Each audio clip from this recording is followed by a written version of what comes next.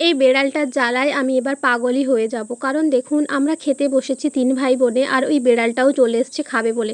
এবারে যেখানে সেখানে তো আর খাবার দেওয়া যায় না, ও তো খেয়ে নেয়, তারপরে তো সেই জায়গাগুলোতে পিঁপড়ে হয়। আর আমার ভাইটা তো খুব ছোট, তাই যেখানে সেখানে আমি খাবার দিই না। আর দেখুন ও আমাকে কিভাবে ডাকছে যাতে আমি ওকে খাবার দিই, আর একটুখানি দিচ্ছি আর ও খাচ্ছে, তারপরে আবার একটুক্ষণ পরে আবার ডাকছে। আপনারাই বলুন এইভাবে মায়া বাড়ানোটার কি ঠিক? আমি তো আর কদিন পরেই চলে যাব, তারপর তো আমার এই বেড়ালটার কথা খুব মনে পড়বে। সত্যি এই ভিডিওগুলো আমি যতবার দেখব ততবার আমার এই বেড়ালগুলোর কথা মনে পড়বে। আমি তো আগে জানতাম না যে এই বেড়ালটা এইভাবে ডাকে। তো প্রথমবার যখন আমায় এইভাবে ডেকেছিল আর আমি তখন আটকে উঠেছিলাম, কারণ ওর তো নখ আছে আর আমার গায়ে ওটা বিঁধে গেছে একটুখানি। তো আমার তো খুব ভয় লাগছিল। তো সেই দেখে আমার বোন আর আমার ভাই কি হাসাহাসি বলে কি না, তুই আজকাল এই বেড়ালও ভয় পাস? তো আমি বললাম, তা ভয় পাবো না? আমি কি জানি ও ওইভাবে ডাকে? এখন আর অবশ্য ভয় পাই না, কারণ এটা অভ্যাস হয়ে গেছে। আমি জানি যে আমরা যখন খেতে বসবো ও তখনই আসবে আর এইভাবে ডাকবে।